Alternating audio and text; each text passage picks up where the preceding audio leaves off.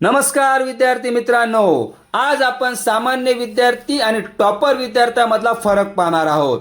सामान्य विद्यार्थी आणि टॉपर विद्यार्थी पुस्तक वाचताना एक मोठा फरक करतात. तो फरक आज मी तुम्हाला सांगणार आहे. नंबर 1, टॉपर सुरुवातीलाच संपूर्ण धडा वाचतात.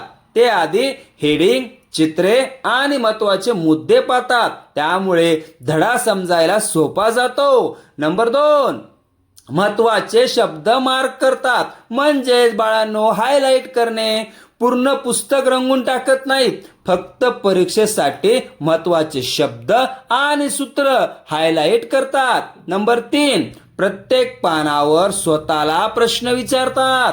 मी आत्ताच काय शिकलो, हा एक प्रश्न ते स्वतःलाच विचारतात. तुम्ही विचारता का?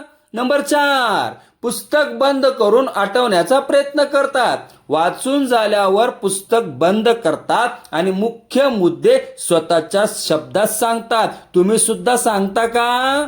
नंबर 5, दुसऱ्या दिवशी फक्त 10 मिनिटाची उजळणी करतात. दररोज थोडं थोडं रिव्हिजन केल्यामुळे त्यांना सगळं जास्त दिवस लक्षात राहतं. बाळांनो लक्षात राहू द्या, टॉपर जन्माला येत नाहीत, ते अशा छोट्या छोट्या सवयी लावतात. तुम्ही यापैकी किती सवयी पाळता? कमेंट मध्ये नक्की सांगा. अशाच अभ्यास टिप्ससाठी सक्सेस स्टडी हबला फॉलो करा. धन्यवाद.